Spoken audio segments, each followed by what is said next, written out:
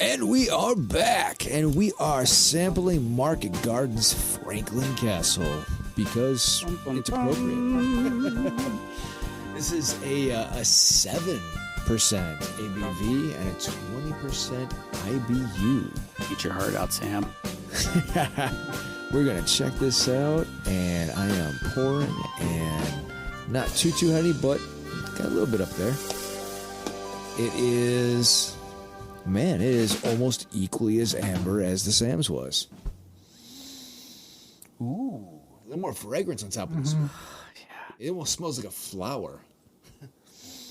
Now, again, not to say anything negative about Sam Adams. It's a good beer. This is a craft beer. This is good. It has a little more bite to it. Mm-hmm. Yeah. Which makes sense because the Sam's is a 15 and this is a 28 on the IBU. So it does make sense. It has a little more bite. And yeah, they outdid themselves this year. This is really good. This is a good year for it. Yeah. I'm getting maybe a little bit of coriander. Yeah, like vanilla. Yeah. Yeah, maybe a touch of cinnamon. Mm-hmm. That is good. I mean, it has a little bit of a bite, but it's not like IPA bite. You know, it's like a very complimented, subdued bite. It's good. It's really good. Obviously, we heard of the name behind it, but is there any story behind the name of the beer, or that? Well, yeah, you go down to the brewery, and they said named for our neighbor. Close neighbor, and we're right around the corner. So that's right over there by the West Side Market is where they're located. So they like to use names from things in the air. Like they have a Saint Emmerich is I think that's their stout or their porter. It's darker. I think it's their. I think Saint Emmerich is their stout, and that's a church that sits right behind their facility on the other side of the parking lot for the West Side Market. So, Okay. So they just went with something. They said, "Hey, let's name a beer after this old haunted house in our neighborhood, and let's make a pumpkin ale. We'll release it around Halloween."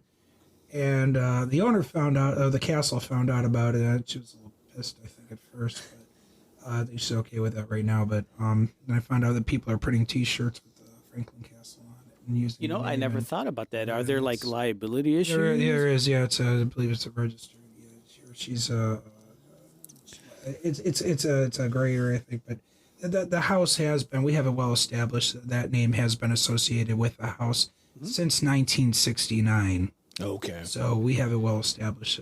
The house was called that before people started printing T-shirts. So, all right. We're making beers. I don't know if I should say this, but what I'm hearing is some of the proceeds from this beer. No. They don't go to the house. So this is all market part. But you know, I do. One of the things I've been doing, I didn't tell you guys about. Well, I did. I mentioned it earlier, but I didn't say it on. Is I've been hosting a ghost walk in Ohio City since the beginning of June, and we do this Saturday and Sunday nights at 7:00, and we step off from the West Side Market. We end back at the West Side Market, so we kind of go in a big 2-hour and 20-minute loop around Ohio City, and you get some really wild stories.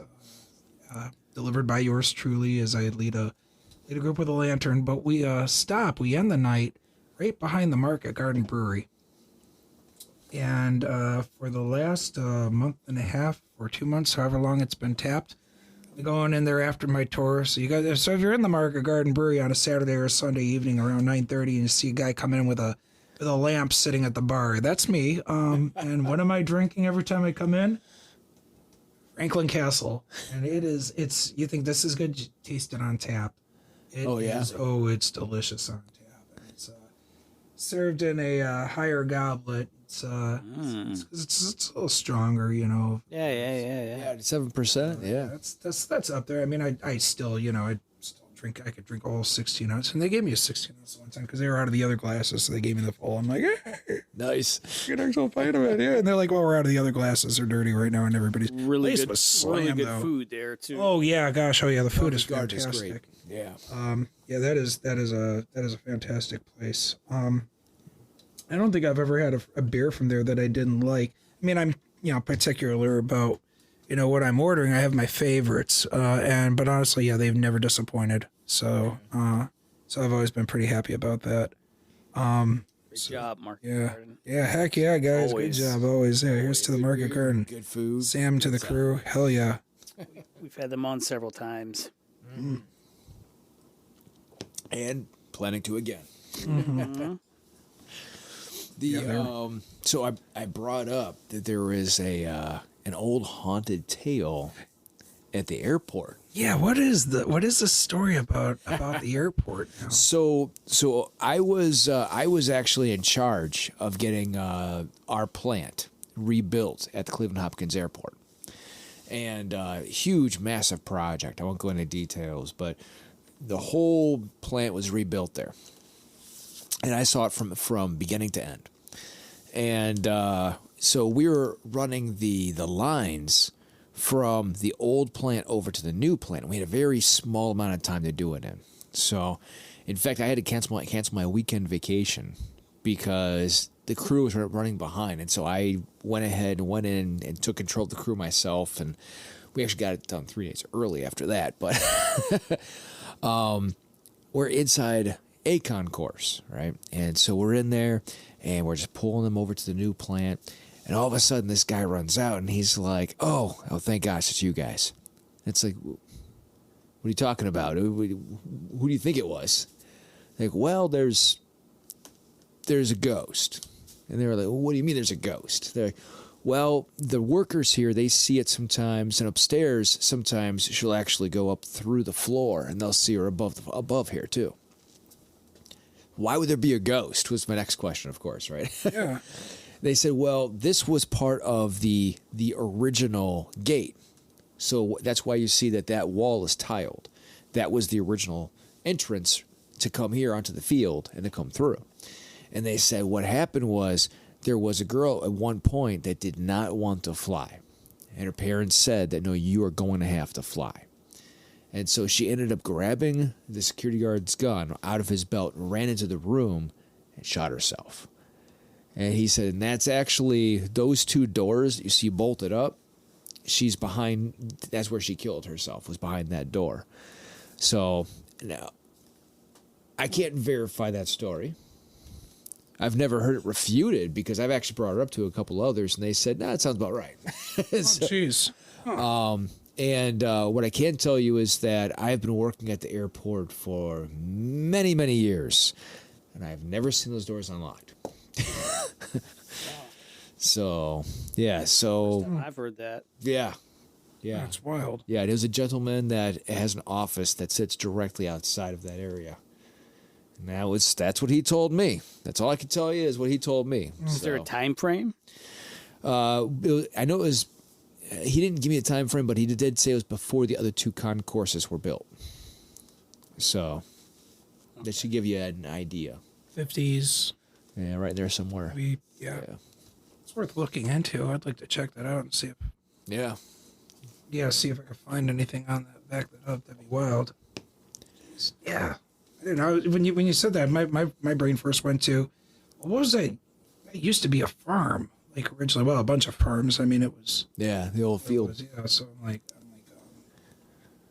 I'm trying to think. But okay, yeah. Knowing now that it came from something directly at the airport. Yeah. Yeah, according to him, she was just so afraid to fly that she actually took her own life, which questions where her mental state was. Yeah, but that's wild. Yeah, and I've brought it up to several other people at the airport, and they have not validated or invalidated the story, and 2 or 3 of them actually said, no, that actually sounds about right.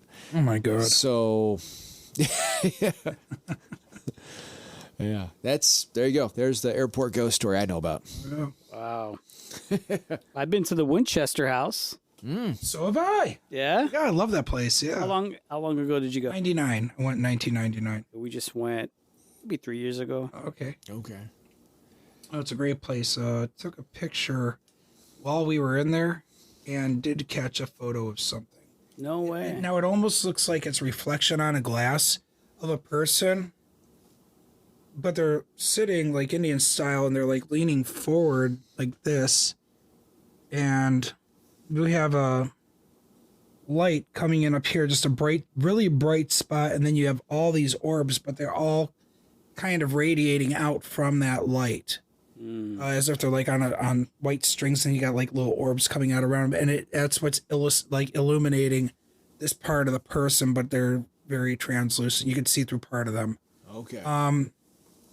We went back and played the video, and there was no glass partition at that spot where I took that photo. So, Interesting. I have no idea what it is. My friend Jeff has one copy of the photo, and the other one ended up with a group that I was working with, and they, when we parted ways, they didn't return the photo. So, wonder if they still have it, because I'd like to have it back. It's kind of cool. So the person who gave our tour at the time said that workers who do work there from time to time will see something, a haunting or whatever. And it's typically what they said was a person who used to work the house from years ago.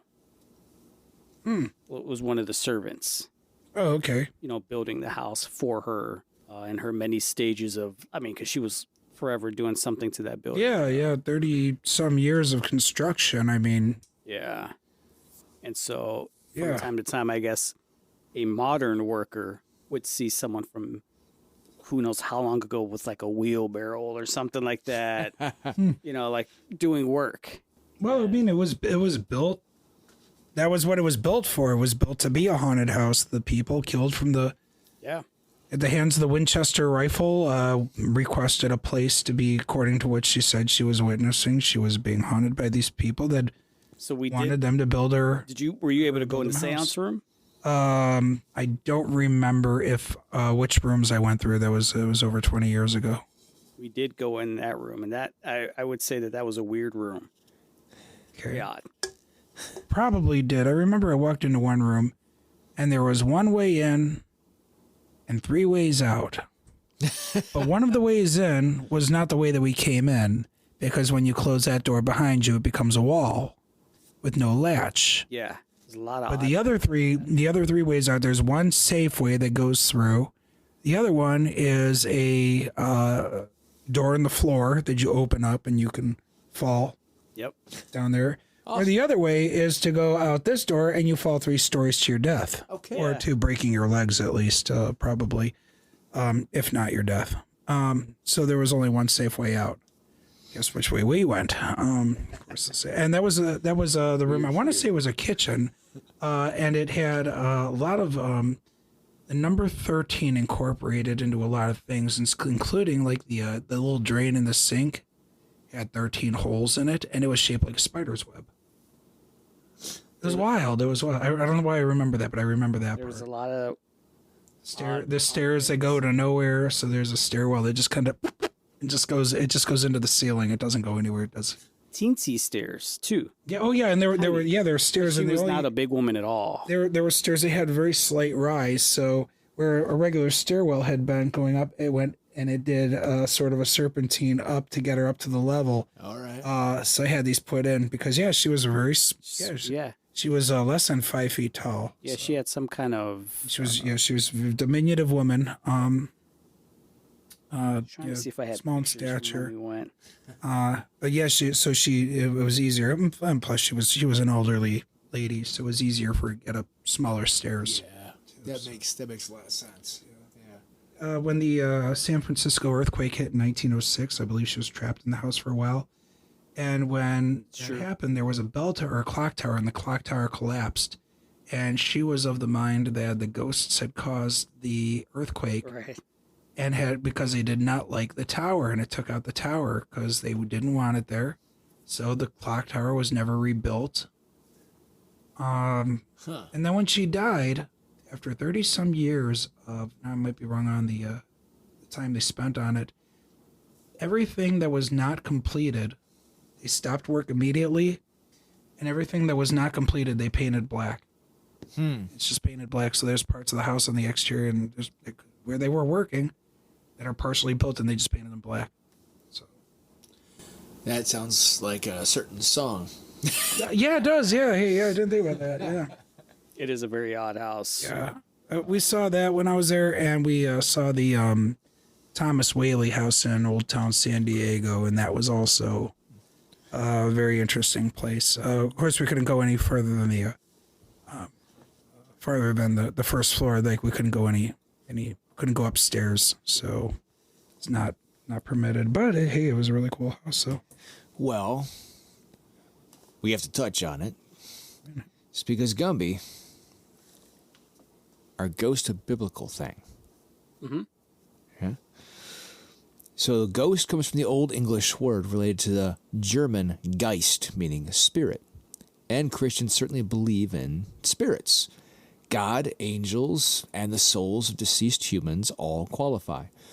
Many say that the souls of the dead shouldn't be roaming around among the living, since upon death the immaterial soul separates from the material body until the resurrection. But is there a good reason to believe that human spirits can live on earth? In sacred scripture, we read that spirits of humans appearing to the living. For example, the witch at Endor calls up the ghost of the prophet Samuel. The fact that the witch was shocked by the event suggests that her previous claims of raising spirits were probably false, but scripture presents this as an actual event without qualification. We are also told that Judas Maccaeus met the ghost of Onias, the high priest, in a vision. In the Gospel of Matthew, the disciples saw Moses and Elijah, who had not yet been resurrected, with Jesus on the Mount of Transfiguration. Prior to this, the disciples thought Jesus himself was a ghost, indicating that they at least had an idea of ghosts. Appearing after his resurrection then correct the very idea of ghosts. Jesus simply says he isn't one. Scripture then gives us a clear example of spirits manifesting immaterial on earth and doesn't record Jesus debunking the idea when he had a chance to. The issue then seems to be not one of possibility, but of likelihood. So the possibility of visits from the deceased souls does not, of course, explain every spiritual encounter. Although demonic activity in Scripture is mediated through living physical beings, even animals, there is nothing in Scripture or tradition that would limit them to these kinds of activity. Angels have appeared to and interacted with physical objects and people, and demons are fallen angels. Catholics who deal with the paranormal typically say violent or evil hauntings may very well be demonic in nature. So although it's wrong and unbiblical to assume that all ghost-like manifestations are demonic in origin, it's also unwise to assume that none of them are. That said, if a ghost is simply understood to be a deceased human spirit that appears on earth, either by its own power or according to some special divine purpose, we cannot simply write off ghost stories as delusions or demonic. We therefore need to be careful not to judge too swiftly. Such experience could be from God, angels of all kinds, or deceased spirits, and our interactions to these should differ widely. God alone is due worship. Good angels should be given reverence, and bad angels a wide berth. As for deceased spirits, although the Church affirms proper veneration of prayer with saints, along with Scripture, it forbids divination or necromancy. Summoning the dead, other practices are meant to seek our forbidden knowledge. If you see a ghost, then the best thing to do is probably the same thing we do for the deceased souls, our fellow Christians on the other side of the veil that we don't see. Just pray. You see a ghost, you Good treat, advice. you treat it like a bear. You just kind of... Make yourself bigger than it and roar real loud and try and scare it. And if that doesn't work, go for the spray. And that is from Catholic Answers. I like that. Yeah. That's good. Yeah. So it is church teaching that even though we can claim that these manifestations are demonic, that's actually not a very good biblical answer, because we have biblical answers and answers from the saints over the years that these spirits can, in fact, be human. Hollywood has not helped in that cause. Can you send that to Zach Baggins and tell them that everything is in demons right now? You know, that's... Right. You know, I don't know what happened to him, but a few years ago, everything's suddenly demons. It's demons. Hollywood doesn't really help with that. No, Hollywood likes demons, apparently. Yeah. They do. Yeah, that And sort of thing. I think it can cause a certain amount of the population who may want to consider that, or even of spiritual background or faith background to want to just say, well, then none of it's real because look what they do. Hollywood likes demons. He likes his museum, the money it brings. Yeah. So. I like the way that that Jimmy Akin puts it. Jimmy Akin's a Catholic apologist, but he's very much a realist, and I love the way he puts it. He makes fun of it, and he's like, well, it's got to be a demon because everything is demons. So, so in other words, there are other answers that we need to consider beyond the fact that we can just believe that everything is demons. Yeah. I like that. And there is a good leniency. I think too many people don't do their research in these things, and they look at different ideas that are personal bias rather than looking at what the church actually teaches or what Christians actually teach. Mm-hmm. They hold on to a personal bias that makes them feel better because they like to be scared. So, yeah. And that's, yes, you're right, people. That's one of the questions I was like, man, aren't you afraid living in that house? I actually got that earlier today. Got home from the store. Somebody's outside taking pictures. You live here? Yeah. Aren't you afraid? No. I got that last night. Well, aren't you afraid to live there? No, actually, I come home. I feel like I'm at home. It feels good. It's comfortable. It's a warm and fuzzy feeling. I feel like I got a puppy sitting on my lap or something. Demons don't like puppies. Come on. We already established that. I'm like, no, if it was bad or evil, I wouldn't live here. But yeah, supposedly the first house that I owned in Ohio City, which is actually down from Franklin Castle, supposedly, according to my ex, her uncle, and my sister, it was haunted. Mm-hmm. They said that whenever I wasn't home, that they could hear people going up and down the stairs and walking upstairs and slamming doors, and they would. So at this time, my ex and I had actually separated. She lived downstairs and I lived upstairs. It was a duplex. And so then they would walk upstairs and there would be nobody up there. And everything would be quiet. They go back downstairs, boom, all of a sudden there's people walking around again, slamming doors. But they said for some reason, whenever I got home, everything would just stop. I'm pretty sure it was my deodorant. But whenever I got home, it would just stop. Something's knocking them out. It is funny though, because people they like to be scared. You know what I'm afraid of? Hornets. Yeah. Wild animals. Yeah. Getting bitten by wild animals and then having to get rabies shots because the wild animal might have rabies. Tornadoes. I'm both terrified and fascinated with tornadoes and hornets. Those are good things to be scared of. Yeah. Yes. It's like people are like, hey, man, let's go in this old house is all haunted, man. Let's go in there. I'm like, I don't want to go in there. Are you afraid of the ghost? No, I'm afraid I'm going to step on a yellow jacket's nest. Or I'm going to step on a rusty nail. It's going to go through my shoe, and then I'm going to have to get a tetanus shot. I'm afraid I'm going to go in there, and I'm going to like, oh, there's eyes, and I hear growling. Let's run. And all of a sudden, a raccoon jumps out that's got rabies, and it bites me in the hand, and now I have to go and get shots into the stomach, and that's really painful. My friend Shane Post had to have that done, and it's just a pain in the stomach. So, yeah, no, that's what I'm afraid of. I'm afraid of no ghosts. No, I'm afraid of like very real things. So about 10 years ago, when I was doing research for Buried Beneath Cleveland, I was just kind of searching and finding these lost cemeteries, and I stumbled on a newspaper article, and it was the loneliest grave in Cuyahoga County. Yeah. So it was for a fella named Solomon McNair, and he died while fording the Cuyahoga River with his hay cart, and he got swept away in the flood. It doesn't say if his horse drowned or not. I don't know, but his body came ashore and then was found near the village of South Park. Yes, there really was a South Park, Ohio, in the Cleveland area, and it's down near Valley View is where this was located. On the west bank of the Cuyahoga River, and I believe it's Independence or Brecksville Township, was a small community called South Park. And this article was written around the 1890s, if I remember right, and it says, that he was buried on a small rise above the tracks near the village of South Park.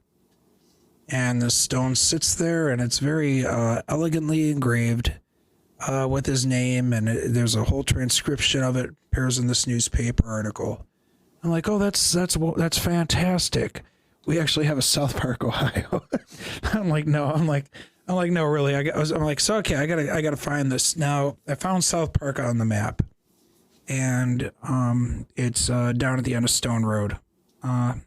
South Park doesn't exist anymore. South Park was wiped off the map, I believe, around the time of the 1913 flood. Was it during the streaming wars? Is the streaming wars? I don't know what that is. Oh no, I'm not that big of a nerd. Damn it, I missed out on something. It's a South Park reference. Oh, it is a South Park reference. Damn it, I'm really out of it. I haven't seen South Park in forever, so I missed the reference. Now I gotta look this one up. I'm imagining it has to do something with water. Okay. I go down there. South Park is gone. So a friend of mine, Ryan McCarberry, we're hiking buddies. He's always assisted me with a lot of projects. So he's been like one of my biggest helpers on a lot of this. And we go out hunting for all these different things. And we were right on ghost towns of Ohio, and so you have ghost towns. Okay, we all know what a ghost town is. We've all seen Scooby-Doo. There's something called a shadow town, I found out. Shadow town is a town that used to be a separate town, but then just sort of gets absorbed by another town, and now it's like a small historic district. And you might have a couple of old storefronts or something from when it was a separate town. Ohio City is a good example of that. That's an example of it. There was a village called Gilruth in the 1850s. Well, Gilruth is now part of Berea, the north side of Berea, right along the tracks over there. It's a little Polish neighborhood up there. That was originally a separate town, platted and everything, called Gilruth. So we have a ghost town, we have a shadow town, but then I found South Park. South Park has none of that. South Park has a few stones, foundations. That's it. So what do you call that? What do you call a town that is just a few blocks and some foundations?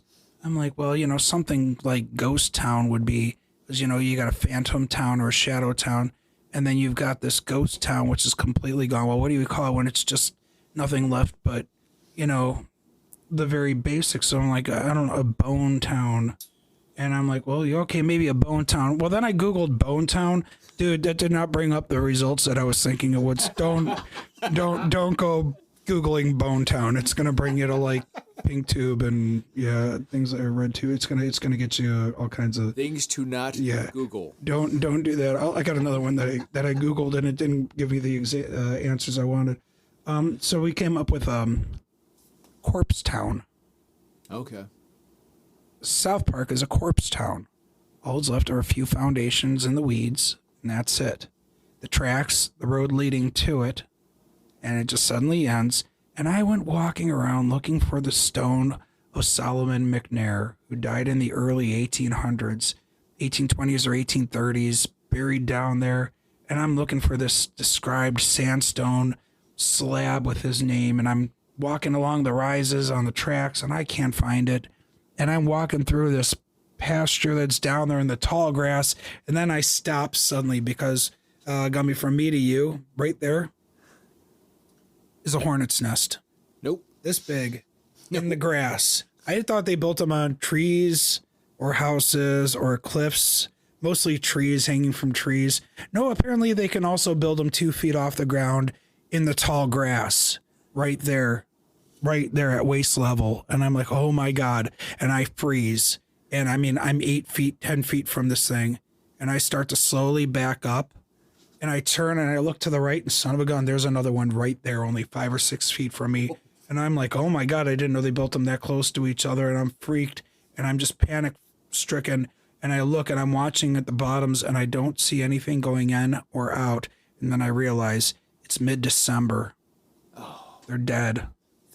They're dead. And I'm like, okay.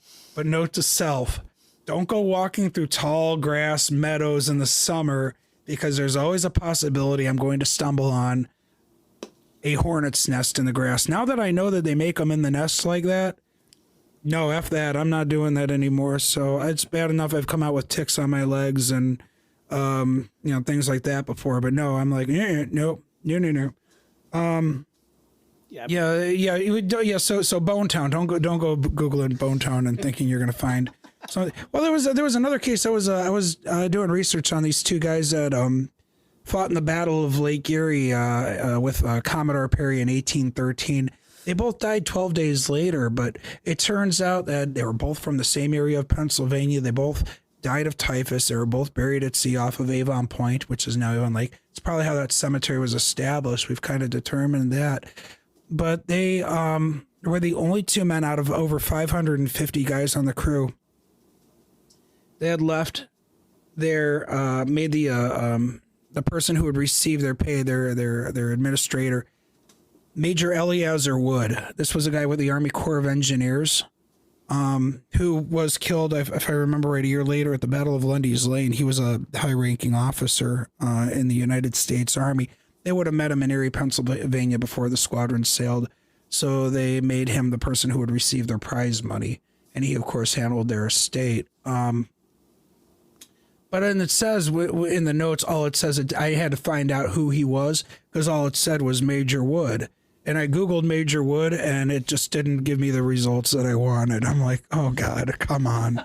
You just can't trust the internet these days to be innocent. It's like, no, I'm not looking for that Major Wood. I'm looking for Major Wood as a title, not as a description. I'm not. More things not to Google. It's an adjective now. It's major. Is apparently. What has grand. our society gone to? Right? Yeah, no, God. Things you find out the hard way. So I don't remember if I asked you just last time. I can't remember at all, but Mansfield Reformatory. Yes. Oh, beautiful place. Have you been experienced? I have been. I've been down there a few times. Went down there twice to take a tour. Took a girlfriend there one time. It was fun. It was a good trip. And I did an overnight with a group.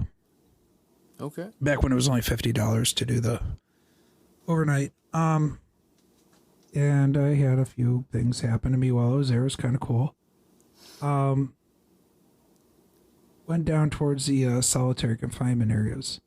Now, I didn't know this about fluorescent light bulbs, that sometimes they'll pick up a static charge in the air and they will actually glow. I didn't know that. Yes. So we're walking down there and there's no power to that block, but yet there's a light, a bulb of a fluorescent tube, and it's glowing. It's got a little bit of a glow to it. We're like, what the hell is that? And it was probably picking up a static charge. But why just the one and not any of the other ones? I don't know. So we go and we choose that cell. We're going to go in there and we're going to talk and try and communicate with whomever might be in there. So one of the girls keeps going on. So why do you keep the light on? Are you afraid of the dark? Are you scared? And then my flashlight, which is a brand new mag light with new batteries and everything, goes completely dark. I'm like, and it's just mine. And I'm click, click, click, click, click. Nothing. It's not turning on.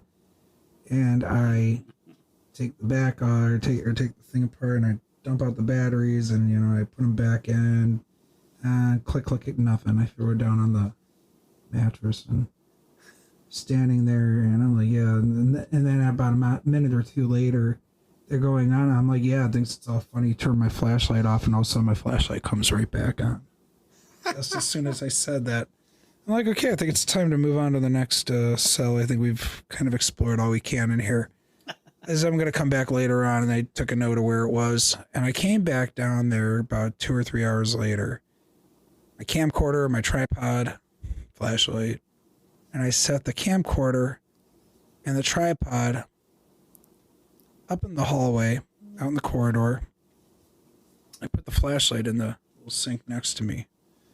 And I'm sitting down there in this lower cell, and I'm sitting there. I'm like, okay, if anyone's here, can you please do what you did before? And I'm going on about, I don't know, 5-10 minutes like this, trying to get someone. And I'm recording this from out in the hallway. And finally I said, can you just do anything with a light, make it go dark? And it goes boom, boom, like that. So it gets dark and gets bright again. And I'm like, okay, somebody's with me. All right. And I'm a little weirded out. And so I started asking, can you do anything else? And after a couple of minutes of doing that, my flashlight started kind of rolling around in the sink a little bit on its own, moving. And I'm like, okay. And I just pick up the flashlight and I grab the camcorder tripod and everything. I just go. I'm like, okay, I'm just leaving. That's a little different than lights flashing. It was a little weirded out. So it did move my flashlight, and I was like, okay, all right, I'm leaving. Okay. I figured I just wanted to probably just be left alone. So I found the rest of the group, and they were upstairs, and half the group was in a hallway. They said they had some plaster thrown at them. And this is about 3:30, 4 o'clock in the morning. By this point, because you have all these groups that come in and do like these late night investigations, most of them are out of there by like 2 in the morning, and it's like, you're getting into the good time right now. So as they're going, we're the last, we're the last ones that are there.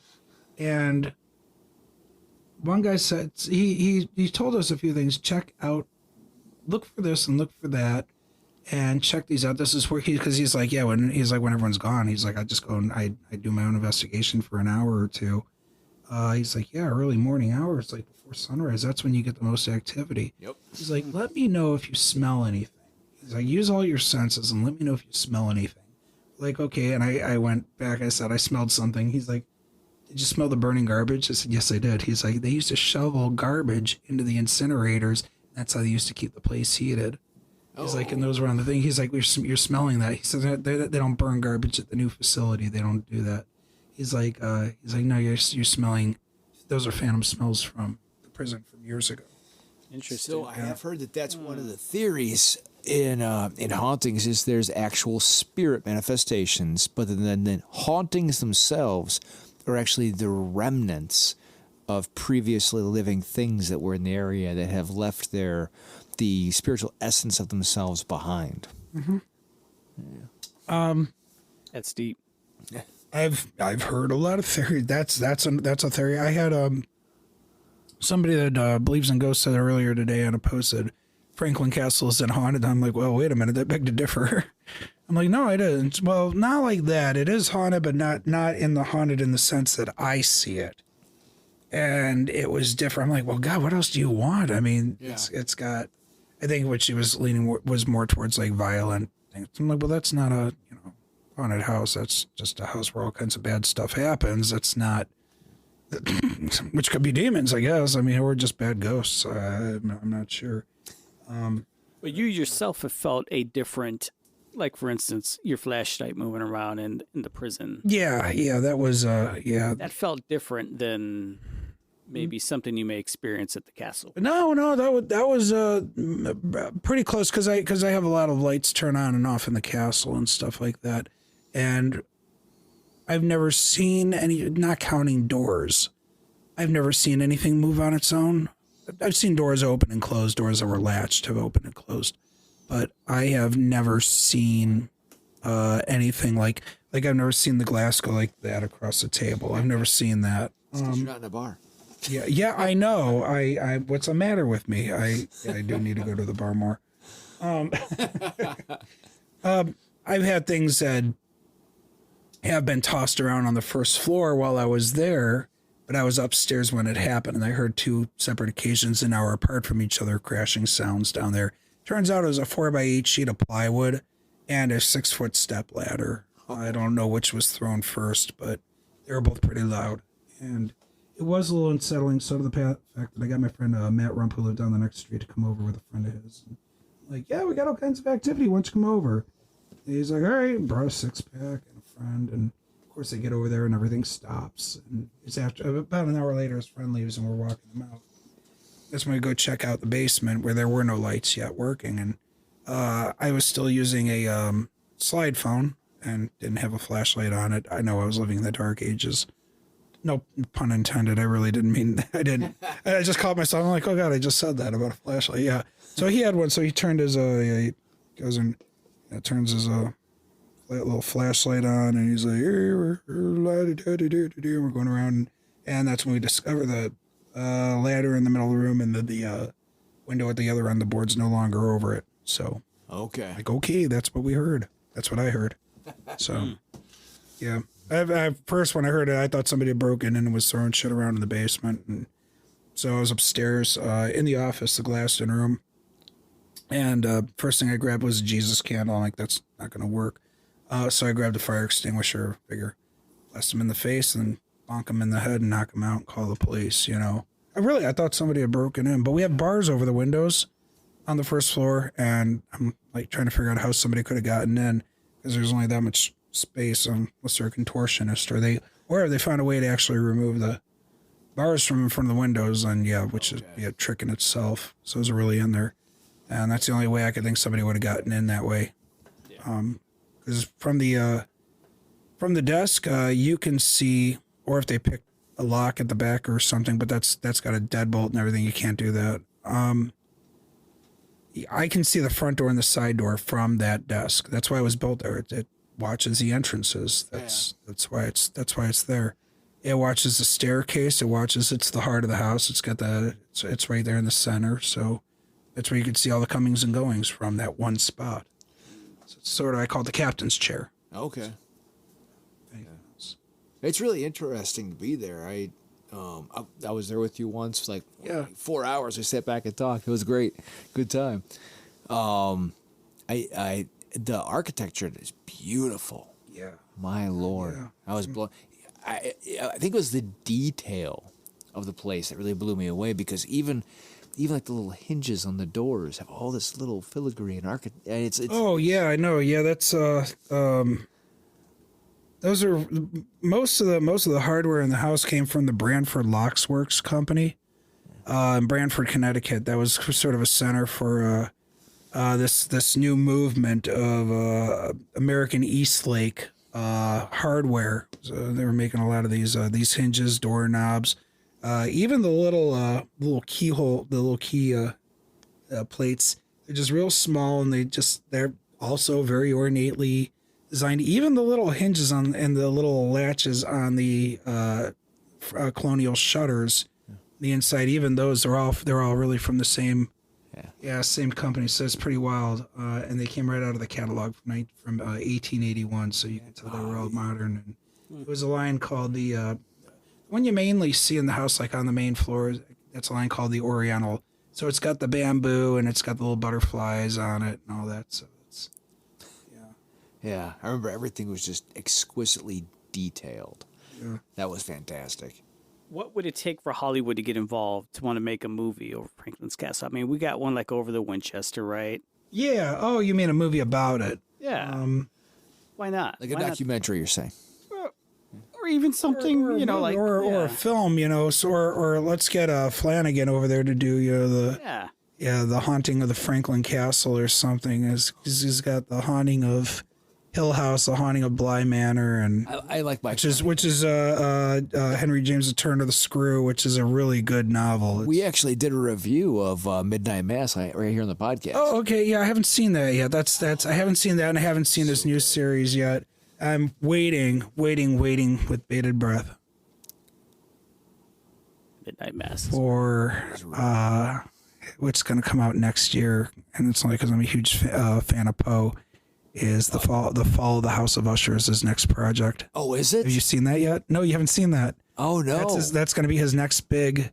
I love in the Haunting of series is going to be the Fall of the House of Usher, and it's going to have the Henry Thomas and everybody's going to all come back, and that's awesome. The same, the usual suspects will return for another show. So yeah, he's going to use his people again, and good. Yeah, so he's doing so, but it sounds from what I heard, it's going to be very gory.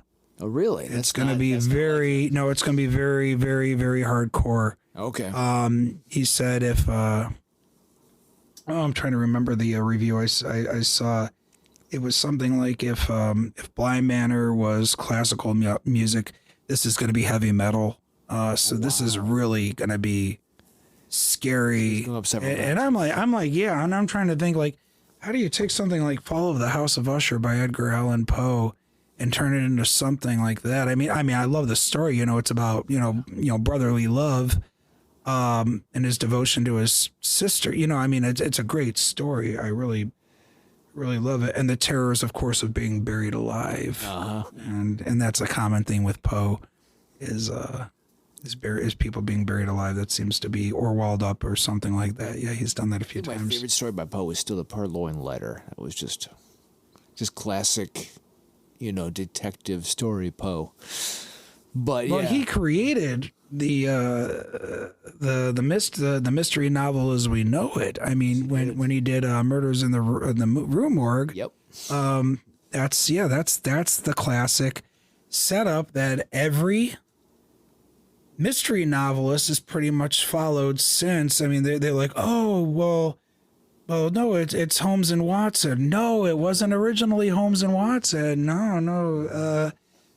Sir Arthur. Yeah, Sir Arthur took it, which is why they give out, when you're a mystery writer, the coveted award is the Edgar. And that's what you want to receive. If you're a mystery writer, you want to receive an Edgar. And that is because everybody knows he's the one that created a genre as we know it today. Yeah. I love his poetry. I've got a copy of his complete work sits on my table next to my oil lamp right there. I've got bookshelves. I got all my books in there, and I've everything like I've got Dickens, I've got Emily Bronte, I've got my huge hardback Watership Down. I've got my whole section on Lake Erie islands histories and the Battle of Lake Erie and the War of 1812, and then I've got on this bookshelf over here, I've got all my local ghost stories all collected. Bring up 1812. But I've got sitting out by its. I know I also have Scary Stories to Tell in the Dark, hardback first edition. So I've got that sitting up there too. But I have got pulled out and sitting by itself on the table, the complete works of Edgar Allan Poe. We should at some point. It's good for my sister. Yeah, we should at some point do a dive into that on the podcast, because when I've gone back to revisit Poe, like, he actually knew his theology really well. Oh, yeah. Like, really well. Like, better than a lot of theologians. You were going to say evangelicals, weren't you? I was not, but, you brought it up. He was a very well-educated young man. And I can't believe, we look at the photos of him, and I can't believe how much younger he is than I am now. He's like 10 years younger than I am now. And it's like, wow, he really looked like, he looked bad. He was in bad shape. Like, what happened to this guy? And I'm like, oh, I'm glad I don't look like that. I'm like, yeah, and I'm older. I'm older than him by like almost 10 years. I mean, yeah. Oh God, they really they didn't age well back then. It was the demons. Sure, yeah, he saw while he was dreaming. Nearly napping. Suddenly, as there came a tapping. Yeah, it's them. It's sure, yeah. Maybe they just didn't have skincare products. Not like I use it. I use soap. I don't know. Maybe they didn't use soap a lot. I don't know. Well, I'm hoping for that. Yeah. I think, considering all the things that surround, like the Winchester story, all the lores, all the, whatever it is, and they had enough to make some kind of Hollywood movie. I think the Franklin Castle has so much to it. Yeah. It's been mentioned. In regards, to the history of Cleveland, hauntings, everything. It's got everything. All right, I've got an idea. I've got a pitch. All right. So the whole movie is like the end of a Scooby-Doo film. All right? And this is, it starts with the ending, but there's the alternate ending. One more ending, and then what probably really happened. Be like, it was just Mr. Wilkins, the caretaker. Why did you do it, Mr. Wilkins? I was trying to scare you out so I can buy the place cheap, and I would have gotten away with it too if it wasn't for you meddling kids and your pesky dog. Take them away. And that's the whole film. Just all the alternate endings. A friend of mine, Joe Hartzell, and I, we had an idea years ago that we would make a movie called "It's Never Too Hot for Wool Hats." And it was going to be 2 minutes of two cats fighting on a bridge. And then it was going to be an hour and 40 minutes of credits. Nice. Just to see if anyone gets it. That'd be good. I like it. Yeah, and that was just... We never made it, obviously, because I don't want to sit there and type an hour and 45 minutes of credits, even if I'm making it up, and that's the actual So part. it's funny you bring that up. I told my daughter, and she'll bring this story up to this day, Alexis, to this day, because I was sitting around with her one time, and she was like, well, Dad, I know you like music. Do you want to start a band? I was like, yes, but here's the gig. Ready? We walk out. We get everybody excited. We introduce the band. We rev our instruments. We get everybody cheering. And we walk off stage. That's it. And we'll call ourselves Defrosted Neon Monkey Suckers. Actually sounds like a good name for a IPA also. Frosted Neon Monkey Sucker. That's it. That's all we'll ever do. If anyone goes for it. It was a... It's hard to get a band going, especially one with a good name like that. Oh my Yeah, that's... Tell me about it. A friend of mine was trying to start a bluegrass, Cleveland bluegrass band. He wanted called the Dirty River Barge Band. And I'm like, oh, I love that name, man. And I was going to help him. Well, we never actually got it going, but I think he still has the name somewhere written down. I think he's done something with it. So, yeah. Well, Yeah. it was awesome having you on here. Oh, yeah, it's my Here's what I pleasure, want to yeah. hear is where can our listeners find more of your information? Okay, well, let's see if I have a website, williamgcraichie.com, just like it appears on the books. You can, and from there, if you go to the events page, you're going to see all the wonderful things that I got coming up. I'm hosting the House City Ghost Walk through the first Sunday, through the first weekend of November. That's on Saturday and Sunday evenings. At 7 o'clock, we step off from West Side Market, and we return there about 2.5 hours later, a little under. People can go to CLEparanormalsociety.com to get tickets for that, and it's under just click on the thing that says Ohio City Ghost Walk. That takes you to tickets. If you're interested in coming out and hearing one of my talks, I'm going to be, let's see, Wednesday I'm going to be at Firelands Historical Society. You said this is going to air, what, Sunday or Monday? Yeah. Monday I'm going to be at the, North Royalton or Strongsville. I think it's North Royalton, Cuyahoga County Public Library, out in... Here we go. Give me 2 seconds. It sucks when I don't know my schedule. There we go. Events. There we go. Schedule. Yeah. I don't have my calendar in front of me, so here we go. Let's do this. Okay, Rocky River. That was this week, and then I was in. Here we go. Monday, October 24th. I will be at the Cuyahoga County Public Library, North Royalton branch, out on Wallings Road in North Royalton, giving a presentation at 7 p.m. on ghosts and legends of Northern Ohio. So you're going to get the Crybaby Bridges. You're going to get the Witches' Graves. You're going to get Helltown. You'll get Orphanage. You'll get the Railroad Ghosts, the Canal Ghosts, Haunted Inns and Taverns, and Haunted Cemeteries. Guaranteed to be a great time. And Royalton, you said? Yeah, that's on Monday night in North Royalton. Okay. Wednesday, I'm at the, and I just realized I have to add it here because it's not on here. Wednesday, I will be out in Norwalk at the Firelands Historical Society that evening, giving a talk on Haunted Put-in-Bay. So this is going to be a really, really fun one. And that one, as I understand it, there are a lot of people coming. So if you want to pick up a copy of Haunted Put-in-Bay, that's the place to do it.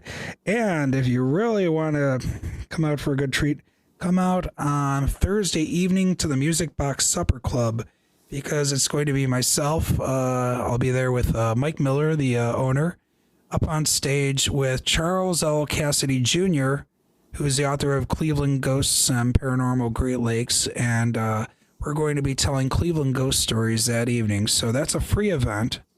Doors are 5 o'clock. We go on at 7. You do have to make a reservation. So if you go to the Music Box Supper Club website you make a reservation. It's highly recommended because that does fill up quickly, and once it fills up, there's no room. You're not obligated to order anything, but they do have a $20 prefix dinner or an open menu or just drinks, whatever you want. Nice. So Charles and I will be talking with Mike on some great stories, and I'll be teasing a few stories from the new book coming out next year. And, of course, we're going to have copies of books that we'll be selling and signing afterwards. If anyone wants to find any of my books, you can find them mostly at garage sales, dumpsters, recycle bins, secondhand stores, trash cans. So Amazon. Amazon, pretty much, yeah, Amazon, yeah. And Giant Eagle, too. They have them at Giant Eagle, I found. You've seen them? At the checkout. They've got them at the checkout. They got them in the little book rack. They just see down with the stationery and all the pens and all that. And so if you go down there and you're looking, now there are 2 books that have Franklin Castle on the front cover of it. One of them is Haunted Cleveland. That's got a picture of the castle boarded up. That's by Chuck and Beth. Chuck Gove, Beth Richards. That is a great book. You're going to love that one. That's not the Franklin Castle book. The one that is the Castle book says Haunted Franklin Castle. So that's a separate book. And they're now carrying Ghosts and Legends of Northern Ohio. They have that now. And I've seen Buried Beneath Cleveland a few times. That's a hard one to get. I just ordered the last copies. I put in an order for copies of a few weeks ago, and they never delivered them because, well, they said, well, we don't have any. We won't have any for a while. They were out, and they had to print out more. So I put in an order today. It is a good problem, except when I got 2 programs to give on Buried Beneath Cleveland, and I have no copies. So I did get the last copies. 5 copies. That's all they had left. So they did another run. They had 5 in the warehouse. I got the last copies. So that means you could also probably find it at a few stores, because they were, of course, obligated to deliver to them as well. Self-checkout, Giant Eagle, Brooklyn. Yep. Yeah. Yeah, the one in Brooklyn, or the one over on Lakewood on Bunce also has them in the little racky rack thing down there. But you can also, of course, you can get a Barnes & Noble Books A Million. If you go to the one in Strongsville out at the mall, you might even find an autographed copy out there, because my sister Jen works there, so I do stop in. Occasionally, especially around the holidays, I'll stop in and they'll have me do a signing, so I'll sign them, and sometimes even personalize. Well, if you come to our events, we'll, of course, personalize them. Then next month on the 12th, I'm in Avon Lake at the library for Read Write Local, and that's late morning to early afternoon, and that's myself and a whole bunch of other authors scattered about, and that's another great event. So it doesn't matter what your tastes are, you're going to find something there that you really like. Unless you don't like books, then you just, you're not a fun person. In that case, listen to this podcast. Yeah, there you go, because then you'll get some of the stories this way, and you can give your eyes a rest for about 2.5 hours. So, Gumby, last thoughts? It's been great. Next time you're on, you're going to bring your guitar and you're going to do a song for us. Just one. Oh, yeah. Just one? Yeah, there you go. Well, I mean, you could do as many as you want, but can it be record of the Edmund Fitzgerald, or is there a copyright on that? And am I not allowed to do that one because of Gordon? No. I don't know if we played ASCAP or anything like that, if we can do that or not. I mean, I could do some original ones, but oh, that'd be cool. well, no, not really. I don't know. You got a Christian following on here, right? Yeah, that's not going to be cool. Okay. I mean, they're not anti-Christian. They're just not appropriate. It is a Christian following. It's about prostitutes and evangelicals and deist. I'm a deist. I do identify as a deist. I was raised Catholic, but I still identify. I believe in God. And people are like, really? Oh, well, tell me. I'm like, nope. We're gonna leave it there. I'm like Ben Franklin. I am a deist. And they're like, oh, well, it's talking about, no, I don't want to. No. We're not going to get into that debate. And then they're like, well, are you a Democrat or a Republican? I'm like, I'm not answering that one and touching that one with a 10-foot pole either, because that's just because if you're the person that's going to ask me that question, you're not the person I want to have that conversation right with. I'm like, there are just some things that I keep to myself mostly. They're personal, they're private, they're my I mean, of course I open up with you guys about my beliefs on the paranormal and because people expect that because I write about it. But yeah, when it comes to personal religious beliefs, and I'll share that with a few people. I don't know if I'm going to share that into a microphone, but because then I'll have someone, hey, I heard you're into the blah blah blah, and I'm like, yeah, here it goes, and I heard you're like that, yeah, and it's like, this is why I'm not a politician. I had a friend who Yeah, oh God, man, when he gets too drunk, he just tries to talk politics with me. And I'm like, man, I would rather sit here and talk about couples figure skating before I talk about politics. I would rather talk about ballet. Now, I'm sorry, I'm not bashing ballet. The ballet is fantastic. It's not what I'm into. And he knows that. And I'm trying to illustrate. Like, I want to talk about synchronized swimming before I go talking about politics. Not just with you, but with anybody, even if it's somebody that I agree with. I really don't like politics. I really don't. Because just like religion, nobody's right, nobody's wrong. Yep. It's opinions. Absolutely. Opinions and right here. It's opinions and it's beliefs. So it's not nobody is right. Yep. Nobody is wrong. So when you sit there and you try to tell me that your political belief or your religious belief is more right than mine, it's like, well, you think you missed the point there, friend. So, well, while William goes back and watches 1980s footage of Baryshnikov, please check us out on social media. We're on Facebook and Twitter and Tumblr and you name it. Please stop by our Patreon. Help us buy some beer so we can keep talking for you and bringing on awesome guests that can bring you awesome information. Again, Godspeed. All right, good night.